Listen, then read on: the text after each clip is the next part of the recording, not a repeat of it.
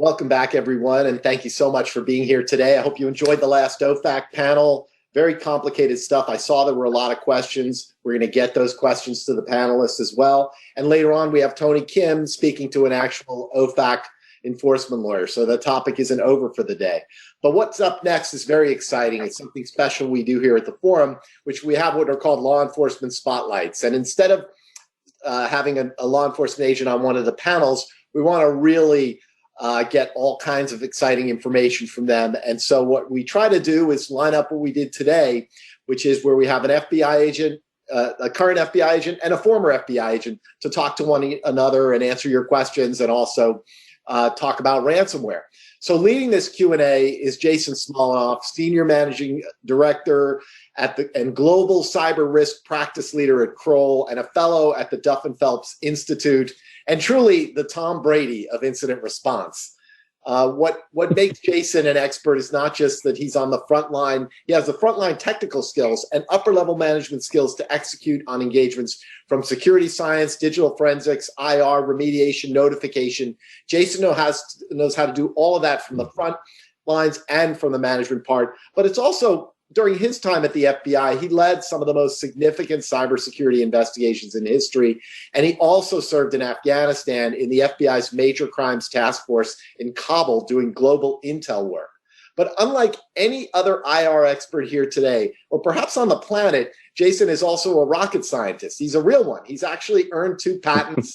Real. He has a master's in chemical physics, which he used to help facilitate the manufacture of cutting-edge computer chip technology for clients like IBM, Intel, Motorola, Sony, and many more.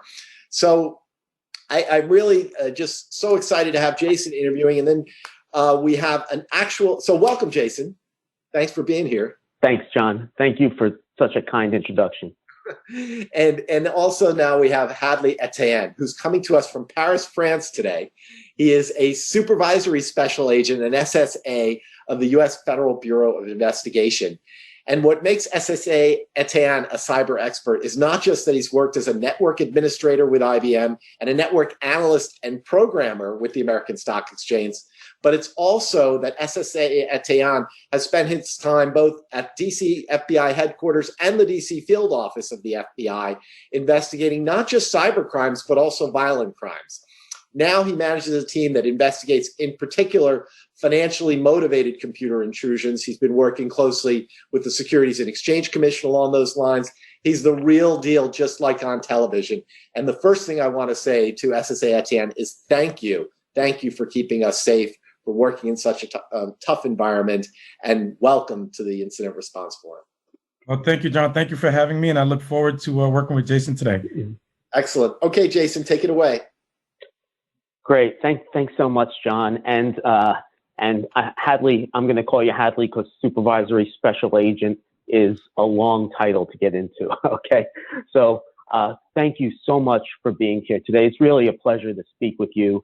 I could only imagine from my time in the FBI how busy it is right now with the recent solar winds, with the Capitol, all the events going on at the Capitol, and all of the global implications that are there. But I would imagine you're working on a variety of different cases. But today, I'd really like to focus on ransomware. And I would love to know if you can maybe talk us through one of the more notable ransomware cases that you've worked on in your career. Sure, it'd be my pleasure. I'll start with an actual case that our squad actually worked together. This was in 2014, and as everyone knows, 2014 was the start of what was known as the CTB locker or Crotoni campaign. CTP locker was one of the more wider spread ransomware variants at the time. And it first came to light to at least our office after a local municipality employee was doing some research online into a recent terrorist attack. That employee, doing a great job, was trying to find different video examples of the terrorist attack to get a better perspective of, one, the face and identity of the terrorist, but two, modus and operandi, to collect that intelligence and send it to the other user community. As that employee was online checking the major news portals, he found a link to a video and had clicked on that link. Unfortunately, that link led to a .ru domain, which then resulted in encrypting all of his documents, videos, photos, and databases on his machine. Thankfully, at that time, that particular version of CTB Locker did not encrypt any of the information on the network. That employee was smart enough to immediately contact his IT support. They then, in turn, contacted the incident response team, which then contacted the FBI about 2 days later. In that time, they were able to isolate that machine on the network. They were able to ensure that the infection did not spread, and then provide the proper evidence to the FBI so that we can then work a case. Of note, that particular infection did have a Bitcoin address where the ransom demand was for 1.5 Bitcoins. I don't remember what Bitcoins were at that particular time, but today, the average Bitcoin is $40,000. So a 1.5 Bitcoins would be the cost. That's pretty steep for a ransom. So, and as everyone knows, we did end up arresting about 5 subjects for that particular case. But of note, again, what was important was he was smart enough to contact his sysadmin who had a plan, an incident response plan, and put that into action. Yeah, no, that's really interesting. I think back in about 2014, there wasn't a lot of ransomware that really went ahead and stole data or exfiltrated data at the time. But we're seeing more of that these days. Are you seeing anything like that in your in the current investigations that are going on? You may not be able to speak, directly to it, but I was curious about that. No. So yes, the current trend or movement of the ransomware campaigns isn't just data encryption, but data extortion. And so yes, all the current variants and groups, be it Maze or whatever the case may be, are not only going to ask for 1 to 2 or whatever Bitcoins to decrypt your data, but also to keep it from being posted online to web pages that they post both on the dark web and on the internet, or even sell your data to other cyber criminals online. So you said in that case that 5 individuals were arrested. Is that the norm in these cases, or can you just tell us anything about where they were arrested and who these folks were? Like any profiles about them?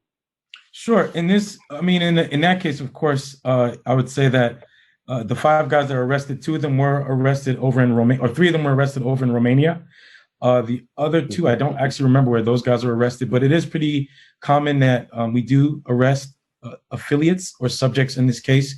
The current ransomware paradigm is a developer will develop the ransomware and then set up what's called an affiliate program.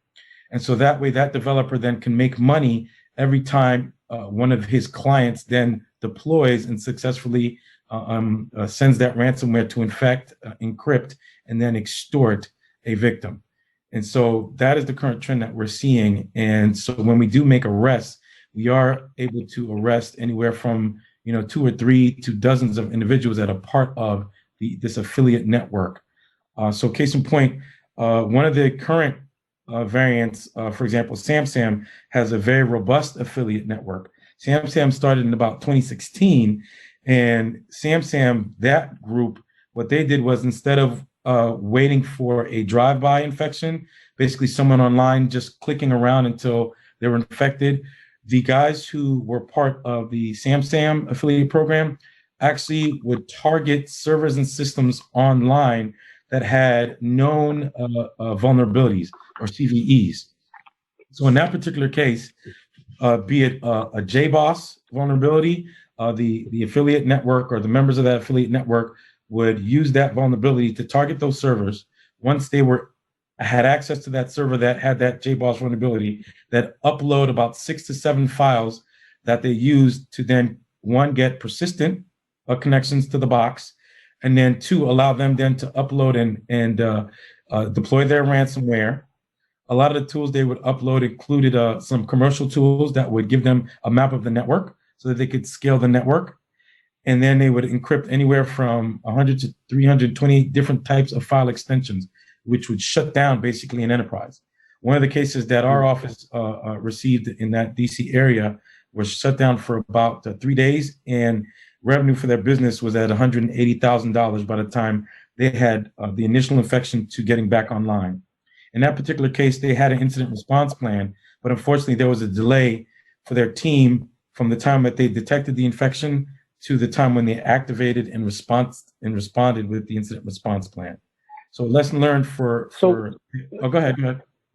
Yeah, no, that's really interesting because it's we've been hearing for years that companies really should be preparing for any kind of attack, not just ransomware attacks, and having a really robust incident response plan. Could you share like what was the delay, like or any details around where their incident response planning failed? Sure. Or maybe not failed, or had a shortcoming, right? Correct, because it didn't actually fail. And this particular victim, they actually went in what should I say, did a press release, and in that press release, they actually did explain that during the particular incident, the reason for the delay was a simple matter of they just didn't practice their incident response plan. It was in a binder, it was set up, everything was signed, and it was on a shelf. And so by the time they got to the binder, realized, okay, wait, this person has changed, this person's contact information should have been updated, and track down the right person to then exercise what needed to be exercised to isolate systems, pull backups, contact different members of the team. That delay was what caused then the subsequent $180,000 loss. I mean, that's just sort of very, very common. We see this pretty often with our clients, in which you see very robust incident response plans. You see very detailed plans, but those plans aren't tested, and they're not exercised in a way where people actually operationally understand what they're doing. And I think what we tell our clients often is the measure of a good information security program or a mature program is not only how rapidly can you detect that something went wrong, but really more importantly, how effectively can you respond to that particular incident. So I think you just really brought out a really great point. It's not just enough to have a plan, but you need to exercise that plan and walk through that plan with various types of testing. Is there anything that the FBI recommends with respect to tabletop exercises or different planning for one of these types of events? So one with the tabletop exercises, what we've had the pleasure of doing is we've actually sat down with some of these companies now, and we've been integrated into their tabletop exercises. We've actually been called in, and we can sit down with their team. One, they get to know us one-on-one, at least for the companies in our area, but this is a practice now that's spread nationwide. And so any of your local FBI offices and cyber squads would be more than happy to come in, sit down during the tabletop, at least for the portion that you'd like to have as part of. And then during that time, work with the networking team, the security team, and the system administrators to then understand what role the FBI plays in the incident response. Yeah, I think that is one of the best programs that the FBI offers these days. Is really the ability to get ahead and to become part of the planning process. Because I think a lot of corporations are a little unclear as to what the FBI's role would be in an incident, right? I mean, there's different motivations. Companies who are attacked, they want to get back up and running and get their business moving very, very quickly.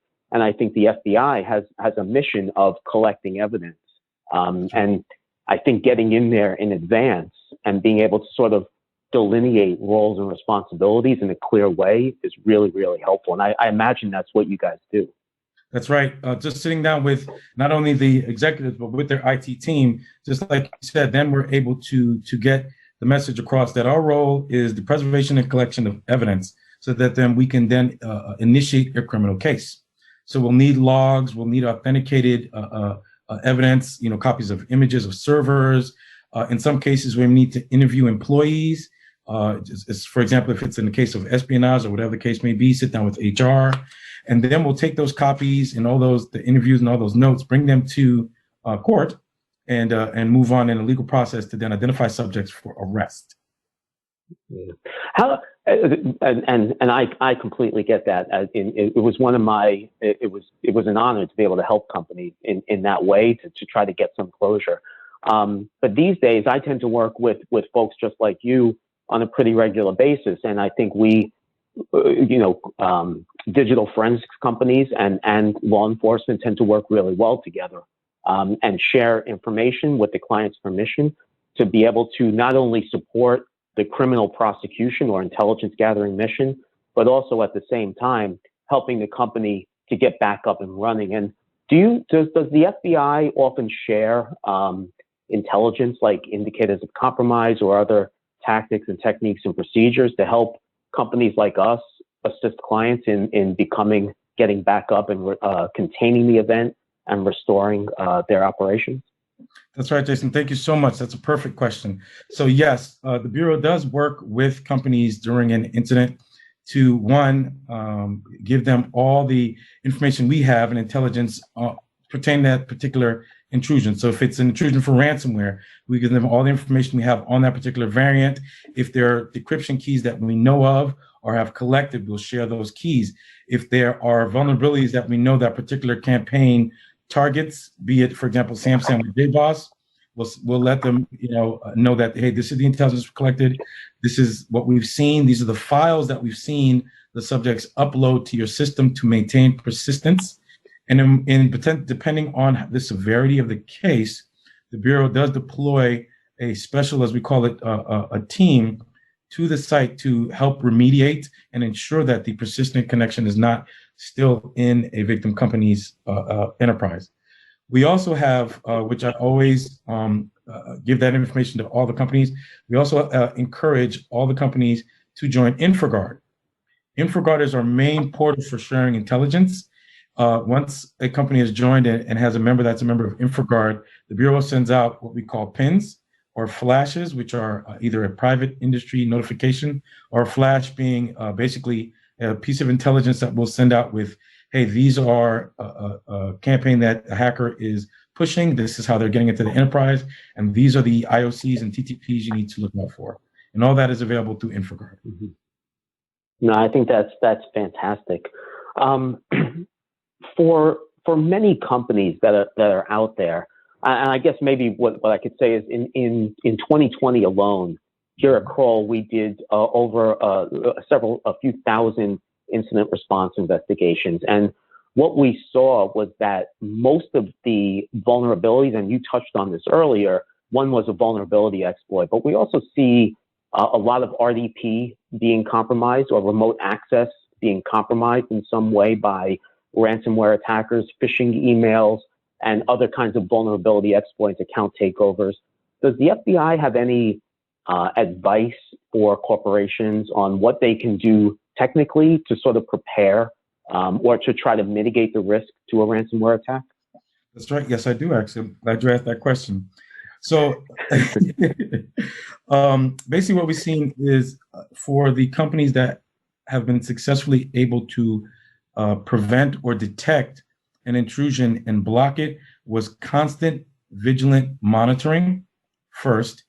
Two, working with their vendors to ensure that their security devices are updated, that their antivirus on all their machines are updated.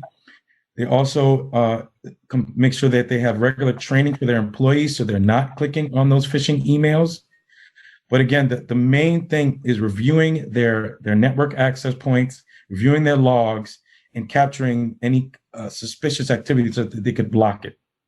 Another thing with the RDP is ensuring that multi-factor authentication is not only activated, but enforced.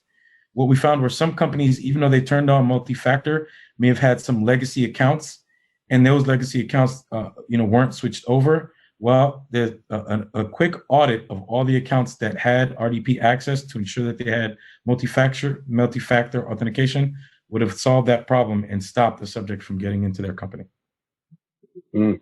Yeah, I couldn't agree more. That was probably one of the largest events that happened last year. There was a massive surge in ransomware events, and I would say really more than about half of them were RDP single factor RDP being exploited in one way, shape, or form, either from a phishing attack or a credential compromise or something like that.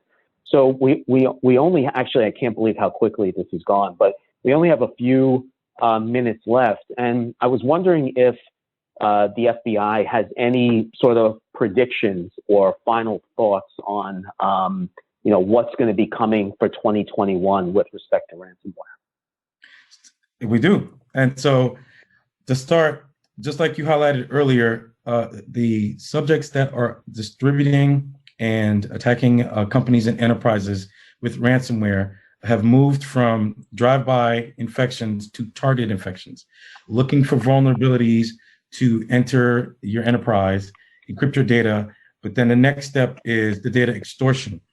The major groups and major campaigns out there that are deploying ransomware are looking for that data extortion, and they're looking for companies with the highest amount of PII, potentially privacy and personal identifying information, so that they can then either sell that information, extort that information for cost from the enterprise, and extort that for anywhere from 12.5 million US, or anywhere from 4 to 5 bitcoins.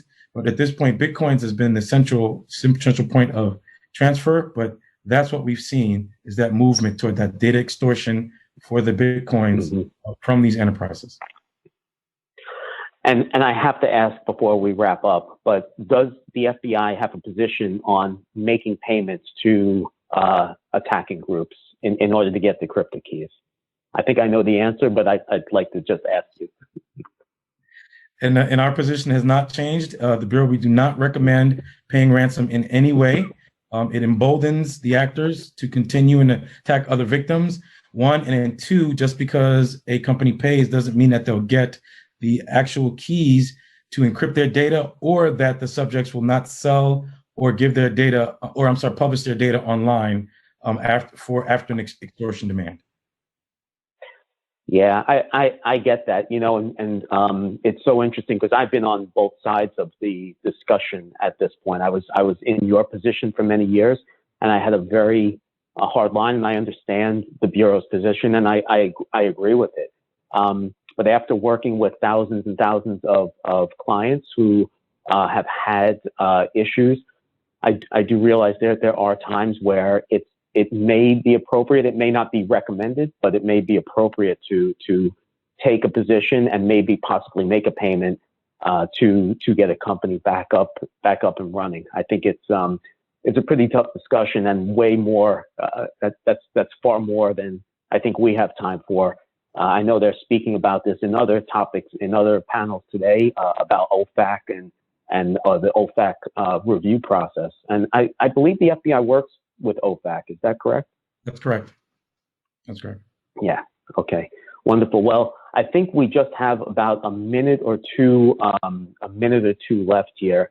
And I really just wanted to say thank you, one, for all of your service, for keeping us safe, and for really helping to protect this country.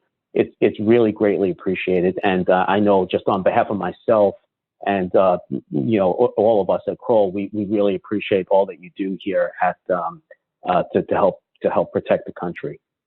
Jason, it's an honor. Thank you for having me today, and I hope that everyone is able to get a lot out of our conversation, sir.